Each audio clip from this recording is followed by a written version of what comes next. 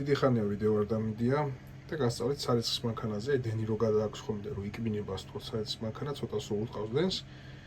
Ძირითადად არის ხოლმე აი ამ ნაწილის ბრალი, ისაყენია უკან ბარაბნის უკან, აი ის უნდა მოხსნათ ეს, განახებთ მე ვიდეოს ბოლოს რა ლოკაცია და ტენა ქვია, ზოგი ტენეს ეძახის.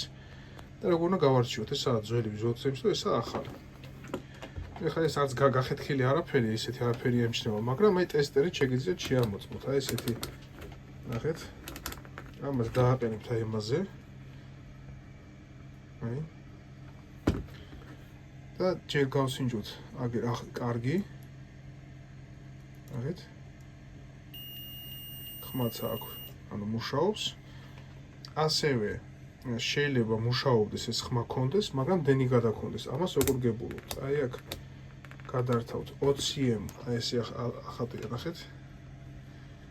აი, ამაზე გადართავთ და დენი თუ გადააქვთ, ერთს აქ დაადებთ.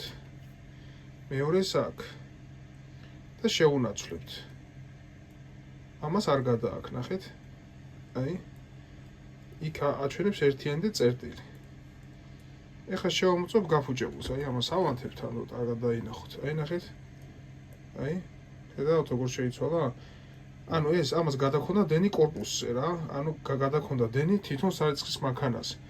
ეხლა ჩავთვალოთ ხმაზე გავსინჯოთ, თუ შეიკვრება, აი, არა აქვს, რეაგირება არ აქვს. არანაირი. ანუ ეს მკვდარია. ეს შეგიძლიათ გატესტოთ, სანამ გამოიღებთ იმ ტენას ადგილიდან, იქვე გაგატესტოთ, თუ ხმა ექნება ესეთი, მაშინ არის მუშა მდგომარეობაში, თუ ვაფშე არ აქვს ხმა და აქ ციფრებსაც არ აწერს, ესე იგი უკვე გამოსაცვლელია. განახებთ ახლა ვიდეოს ბოლოს რა ადგილზე აკანა ბარაბნის ხუფი, ეს ამას მოხსნით და აი ეს ადგილი სუნაგავი იყო, აი ეს ქვებივით როა წლების ნაგროვი ნაგავია, მაგას გამოწვენდავთ, როცა გამოიღებთ ამ ტენას და ესე შეაცურებთ და 10-იანი ბოლტია თუ აცვლები, ამით დაუჭერთ და ეგ არის, ამ კლემებს შეუერთებთ და ისევ მუშაობს.